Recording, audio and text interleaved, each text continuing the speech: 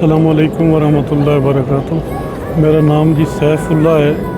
चिन्योट से मैं बिलोंग करता हूँ और हम हज पे अल्हम्दुलिल्लाह मैं तीसरी दफ़ा जा रहा हूँ। इस दफ़ा मेरे साथ फैमिली है, यानी बेटी बहू बेटा है, तो हम इकट्ठे जा रहे हैं। तो इंतज़ामात बहुत अच्छे। बीच में जंग के हालात में थोड़ी सी परेशानी थी, लेकिन ये पूरा एतमाद और यकीन था कि इंशाअल्लाह हालात ठीक हो जाएंगे और हम आफियत के साथ सारे हज पे जाएंगे।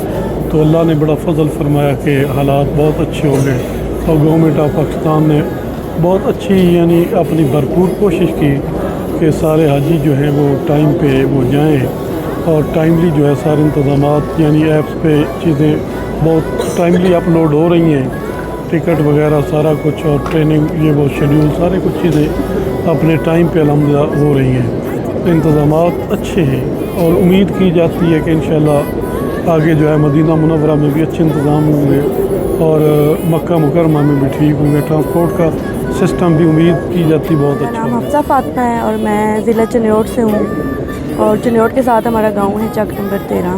वहाँ से मैं पहली दफ़ा हज पे जा रही हूँ अपने अब्बू और भाई के साथ, और साथ मेरी भाभी भी जा रही हैं। तो हाजी कैंप में इंतज़ामात बहुत अच्छे थे और अल्हम्दुलिल्लाह सब बहुत अच्छे तरीके से हो गया था।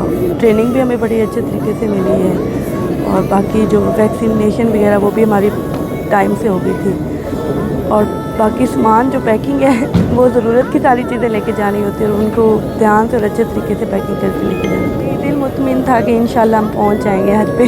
रहते नहीं थे हम लोग। अल्लाह की कुदरत के मेरे तीनों भाई सरदार साहब भी दौर में 2014 में भी सरदार साहब मिनिस्टर थे, उसके बाद ये जो पिछला हज मैंने किया 2025 में भी सरदार साहब ही, और इस दफ़ा भी सरदार साहब ही। ये जो है ना ये कुदरती तौर पे कि अल्लाह की तरफ से। और वो जो 2014 का पहला हज सरदार साहब ने उस वक़्त खाना वगैरह जो है ना गवर्नमेंट ने दिया और अच्छे इंतज़ामात बड़े हुए थे।